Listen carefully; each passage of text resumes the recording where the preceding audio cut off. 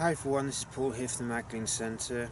Today I'm doing the astrology report for the month of March 2018, highlighting some of the key dates where certain events will take place or how potentially significance, and I'll highlight key changes for the month and obviously outline what they mean for us and how we can potentially make best use of the month. Now, before I go into the breakdown of what the month of March entails and the key transits, I just want to say, as I do on all videos, that astrology doesn't control our lives. It's a useful tool at the end of the day. It's like a map, but the map is not the landscape that we're traversing through. It's not the reality of life. It's just a way of perceiving it or understanding it, so that we can then make better use of it or know where we're going and what's going on around us, so we're better prepared mentally and physically for what's going on around, and we can adjust our actions so that we're not trying to fight against everything. We're going with the natural flow of events.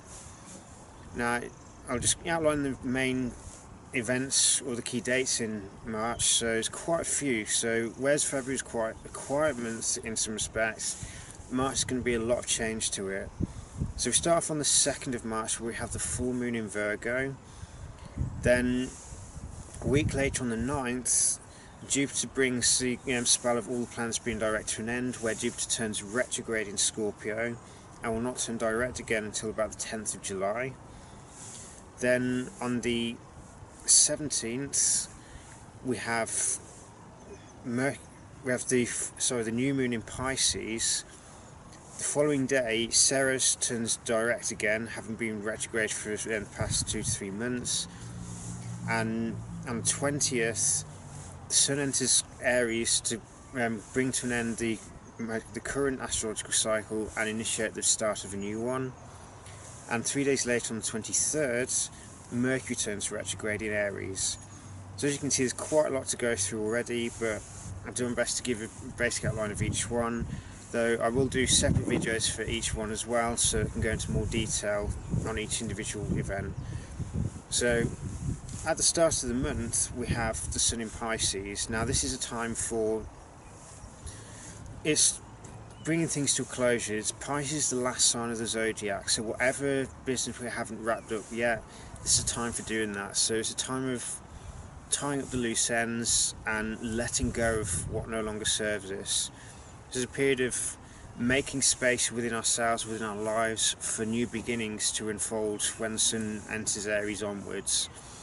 So if we don't make that space in our lives, we don't clear out the clutter, we don't do the spring cleaning as we often refer to it, then we're not going to have space for new beginnings to emerge, because it's all going to be taken up by old stuff that we're clinging on to. So with Pisces, it's about the wisdom of letting go of what no longer serves us, of releasing the past, so releasing things mentally, releasing things emotionally, and we may decide physically to go through our houses or whatever we're doing and clear out physical things that we no longer need. So old belongings we no longer need in our lives, and we may as well let them go. If they're not in a good state, then obviously throw them away. If they can be passed on to someone else, then obviously give them away to someone else who may need it for their next growth. But it is a time where we need to also spend time in stillness wherever possible, because Pisces is about connecting with the universals, connecting with the universal dream, if you like, at an emotional level, and identifying what is it that we want to be creating in the next astrological year.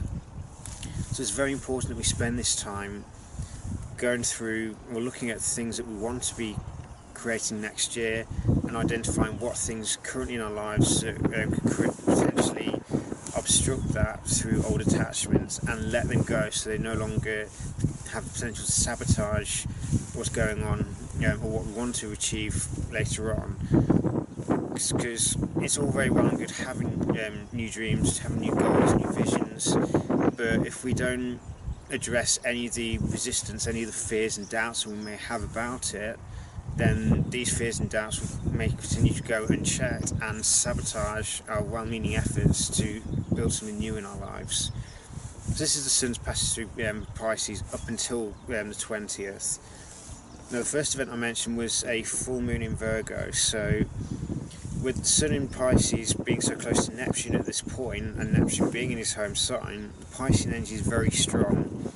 And with Mercury and Venus also being in Pisces initially for almost a week, first week of March, the Piscean energy is very strong. It's a time of releasing, of letting go of the past, and it's also embracing a more transcendent perspective. It's about going into stillness and surrendering to universal love, letting that universal love flow through us, and to allow us to operate or recognise what dream does our soul want us to create in the next cycle, and figuring out what it is we need to do or what we want to create, and then doing the planning now whilst we've got time, so we know what steps we want to take, what actions we want to take when the Sun enters Aries.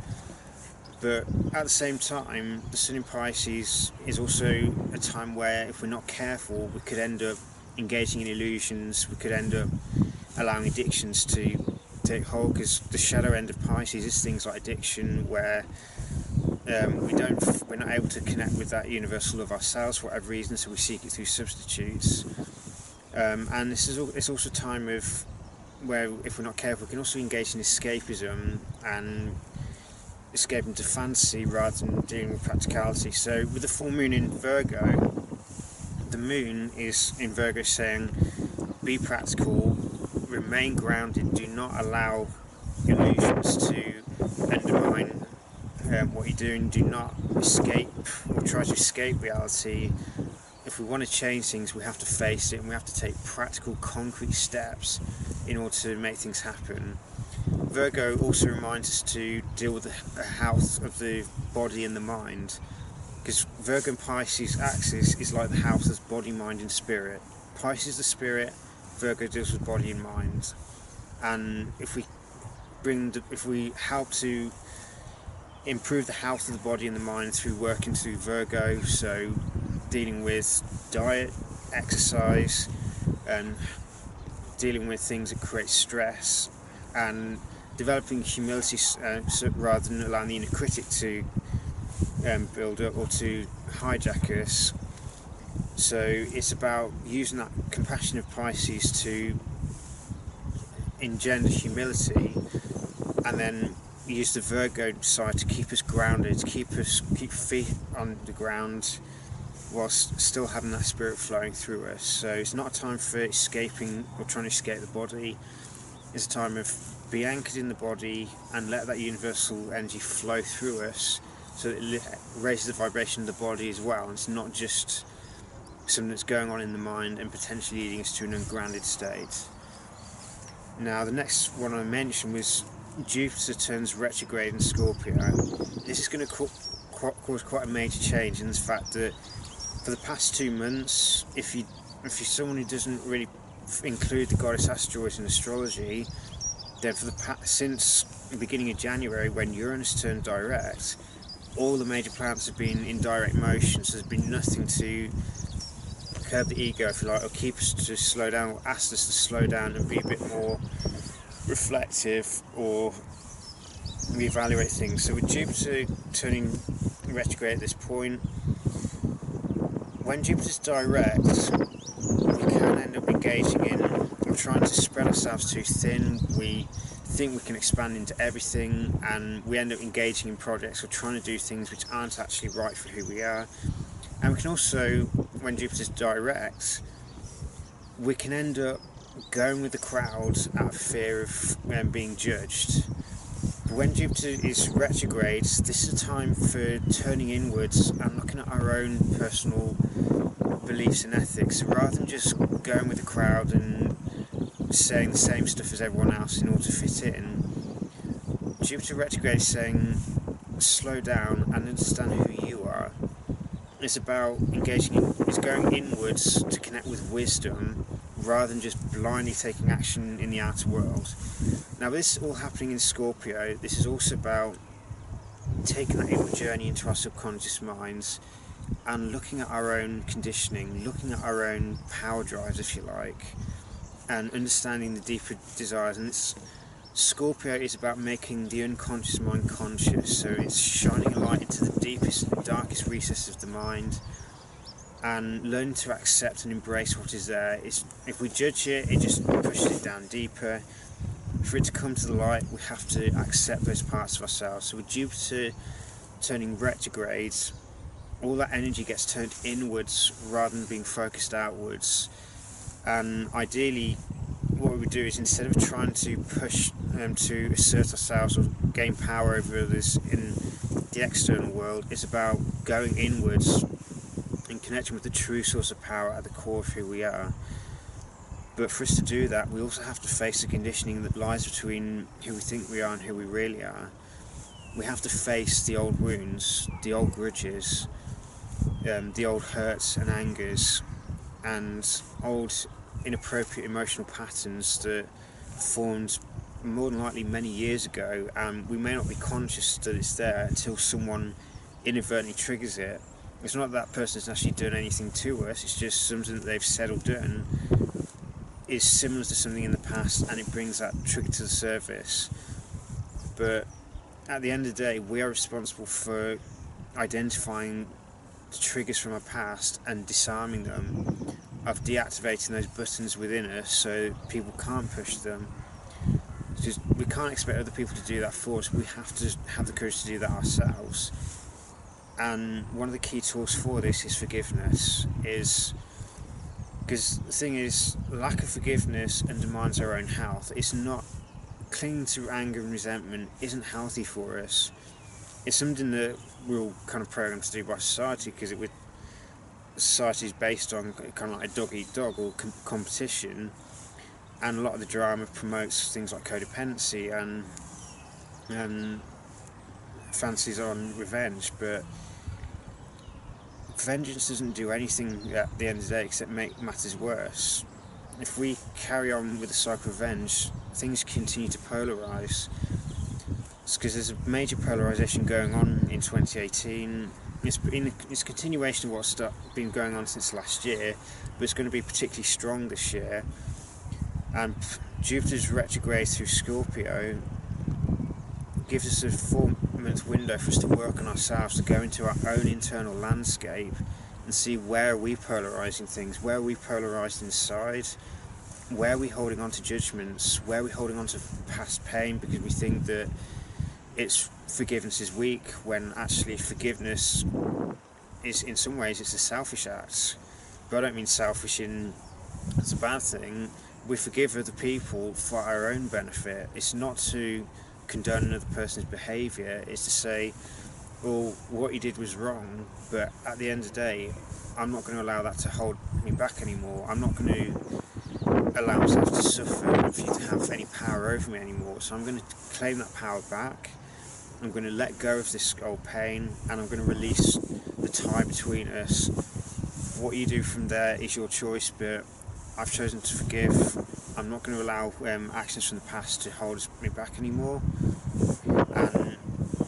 And now whatever's happened is your karma to deal with. The Scorpio is also about overcoming karma to some extent. It's about facing emotional issues and not creating new karma. It's doing that, going through the spiritual alchemy and using forgiveness to let go of the past, to free ourselves from karmic ties, so that we can achieve greater freedom. And it's also, we need to look at issues around how much we trust other people, because Scorpio is about trust issues to some extent. It's about things like fears of betrayal, fears of rejection, fears of abandonment. But if we can heal ourselves through forgiveness, through letting go of the past and learning to surrender to a higher power, surrender to the mysteries around us and let them guide us, let them show us, rather than feeling the need to control everything, then we can achieve a profound degree of transformation in our own lives, and we can become much more empowered as individuals. And when we're empowered, we're more likely to have a desire to help other people, to help others help themselves, as it were. So that's Jupiter retrograde. I'll do another video in a lot more detail on it, but it's worth giving an overview now so you know what's coming up.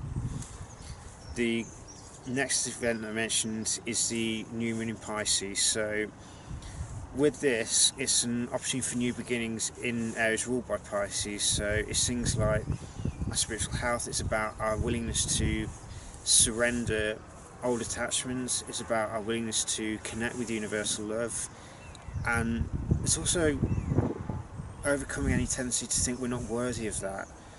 Because at the end of the day, that universal love is present for all of us to tap into. It's not withheld from anyone, we withhold it from ourselves. We cut ourselves off from it because for whatever reason we've been conditioned, or we've come to a point where we believe that we're not worthy of love. And if we believe that, then we can't receive love of other people.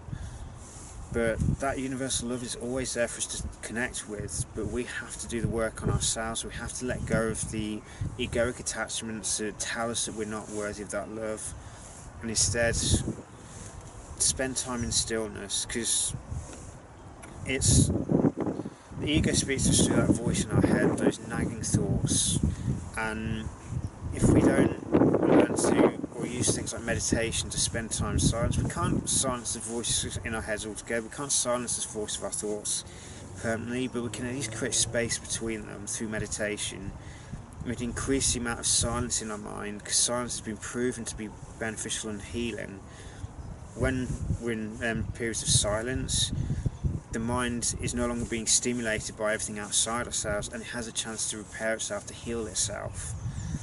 So with the new moon in Pisces, we may decide that we want to spend more time in meditation. We may want to do more spiritual exercise. So for some of us that could be yoga, it could be martial arts, or it could be sitting in meditation. But whatever kind of spiritual activity that serves you or suits who you are, this is a time for doing that in order to still the mind and embrace that silence that allows the mind to heal. So during this, with the new moon in Pisces, an opportunity to set new intention in this area. There's also an opportunity for us to tap into that universal love, which naturally starts flowing forwards once we can calm the mind down and stop the critical thoughts that trigger the painful feelings rather than the positive ones. So with the new moon in Pisces, this is a time for us to set new intentions and address how we engage in life ruled by Pisces. So do we engage in things like meditation, or do we engage in escapism? There's also the new moon in Pisces is also an opportunity to let go of the past. It's letting go of tendencies towards indulgence in addictive substances like alcohol, drugs, sugar, and anything that creates a temporary shift in consciousness where the barriers or the walls of separation dissolve slightly. They just come back harder when that substance wears off. Whereas meditation allows those walls to be gently dissolved, and through consistent practice the effect gets stronger, not weaker. So that's the new moon Pisces. The day after, Ceres turns direct in Leo. She's been retrograde since around November time, and I think it was December actually, but with Ceres retrograde, this has been a period of going inwards and nurturing that spark of creativity within us. It's learning to mother ourselves, if you like, or nurture ourselves. Because the thing is, if we don't nurture us, or we don't give ourselves nurturing, how can we really nurture another person properly and in a way that's going to be truly beneficial for the other person? So with Ceres having been retrograde in Leo, it's been about nurturing that creative spark within us, about nurturing our creativity and getting in touch with that creative spark and turning that spark into a flame, so that that spark, creativity is burning away inside us. It's creating that heat, that desire to share emotional warmth and generosity towards others. And once we've nurtured our own creative spark, we can then encourage other people to do the same by giving them ideas or showing them how we've done it, and then letting them try it and see if it works for them. Obviously, what works for one person may not work for another. But now that Ceres is direct, it's time to implement that externally. So whatever we've learned about our creativity and whatever we've nurtured with it. It's now time to embody it and live it in our lives on a consistent basis, rather than just allowing it to be for this particular period and then we just neglect it again. Now on 20th, the Sun moves into Aries, and this marks the end of the current astrological cycle and the beginning of a new one. And this marks a time of taking action. Of if we know if we've set our goals as we should have been doing, this is a time for taking action on them and being decisive. Because Aries is it's the first sign of the zodiac. It's got that pioneering spirit necessary to make things happen, to get things started. If you think about the seeds in the grounds, initially at this time they're fighting their way up through the soil and down into the soil, so the roots are pushing down into the soil to try and reach the water, and the leaves and stems are fighting upwards through the soil to break free into the light, so the first two leaves can burst forth and start the photosynthesis, so the plant can continue to grow and doesn't just die and wither as a seed. So with the Sun in Aries, it's time for starting to push forward, of taking action, but obviously making sure that the actions are guided by wisdom. They're not just impulsive, reckless actions. We make sure that we know what the best kind of action is to take, and we maintain that assertiveness necessary to make sure that we don't get pulled off course, we don't have other people's influence dragging us off course and preventing us from, or undermining our capacity to fulfill the goals we've set for ourselves. At the end of the day, if we do anything new that we've never done before and other people don't understand it, it's kind of human nature for people to resist someone trying something new. It's important that we maintain that faith, that we maintain that drive, and we continue taking the actions necessary to achieve the goals, as long as the goals we set are governed by wisdom and they're not goals that are going to be carried out at the expense of other people. Because we all have our own goals, we all have our own ambitions. Obviously some of us have similar goals in mind, so in that instance it's worth working together, but if we don't each take action in our daily lives to make things happen, then nothing changes. We just carry on where we are and we just end up stagnating. So the Sun in Aries is an opportunity to start doing new things, start doing something that we haven't tried before, and embracing that pioneering spirit. But it does mean that we have to be willing for things to go wrong, for there to be mistakes, or for there to be false starts. But the beginnings that are right for us will naturally manifest. They'll keep going forwards, and the seeds of new beginnings which aren't right for us, or may not be at this particular point in our lives, those ones may not thrive. But it's about setting the seeds, get things going, and then taking action on a consistent basis to maintain those goals, and the ones that are right for us will naturally continue on, and they're the ones that will be carrying on through the rest of the cycle. And whatever false starts we have, so the seeds beginnings that we thought we wanted to do but aren't actually right for us at the moment, they will naturally fade away at this point. But as long as we're taking action and we're trying to pursue our goals, then things will progress forward, and we stand a chance of achieving significant growth in the next astrological year. Now the final thing I mentioned was Mercury turns retrograde on the 23rd. It's going to be entirely in the sign of Aries, so this won't finish until the 15th of April. So during this time it's a time for slowing down and reflecting and re-evaluating the course of actions that we take, because Mercury first moves into Aries on the 6th of March, so the whole of March, from 6th of March onwards, Mercury's going to be in Aries. So mentally we're going for assertiveness, for dealing with objectivity. But with Mercury retrogrades, this will be a time for slowing down. So rather than charging full steam ahead, it's taking that step back and making sure that the actions that we're taking are actually the right ones. Because if we can see that something isn't right, or we can see that something isn't working properly, or we could end up taking the things or project could go awry, Mercury retrograde is that prompt to step back from a moment and think, okay, what change do we need to make here so that the project can still go ahead? So it's the second retrograde in the month, with Jupiter already retrograde. But this is a time for reflection, of looking at our actions. But also Aries deals with that initial spark of self-identity, so it's also reviewing inspiration, reviewing our creative drives, and reviewing our sense of who we are.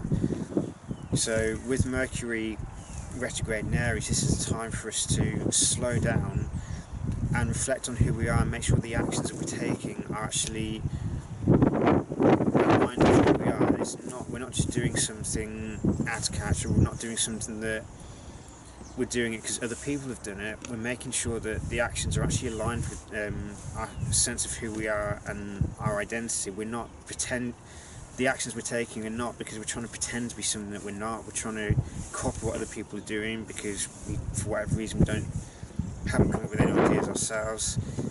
It's important that we honour that spark of individuality, but we don't become egotistic at the same time. So we need to make sure that the goals we set are actually true to who we are, and we're not just copying other people's ideas because for whatever reason we don't think we have any ourselves.